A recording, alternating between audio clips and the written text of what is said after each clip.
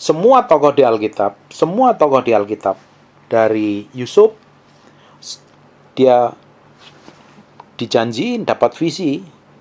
Tapi untuk visi itu jadi kenyataan, diizinkan Tuhan, dia lewat proses yang mengerikan. Tujuannya untuk ngapain? Dipersiapkan untuk menjadi orang yang stabil di atas. Jadi proses dan pemurnian tadi tujuannya supaya itu orang itu tetap stabil di atas. Untuk menjadi posisi di atas itu mudah, tapi untuk mempertahankan seringkali tidak mudah. Nah, Yusuf melalui proses yang mengerikan. Difitnah, dimasukin sumur, difitnah, masukin penjara, segala macam. Di penjara aja suruh ingat-ingat temennya yang jadi juru minum. Nanti kalau kamu dikeluarin, ingat aku ya, ingat sampai 3 tahun. Ini diizinkan proses semuanya terjadi. Daud mengalami proses yang sama. Musa mengalami proses yang sama. Yosua. Semuanya tokoh di Alkitab. Daniel. Daud. Semuanya diizinkan mengalami proses pemurnian hati. Diizinkan proses pemurnian hati. Yang dipakai itu siapa? Yang dipakai untuk memurnikan adalah orang yang paling dekat dengan kita.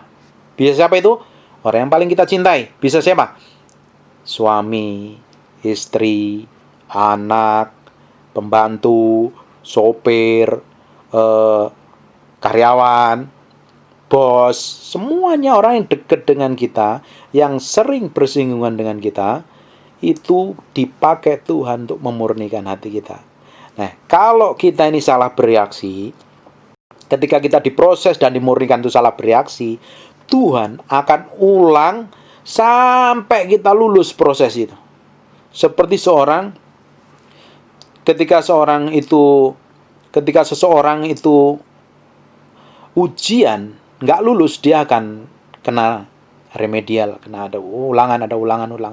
Makanya diizinkan proses-proses terjadi sebenarnya mempersiapkan kita menjadi orang yang berkenan, orang yang memiliki pengaruh, orang yang stabil nanti ketika di atas. Berapa banyak orang yang insecure, tidak aman posisinya, hatinya belum beres, jadi pemimpin, ujung-ujungnya bikin trouble. Siapa itu?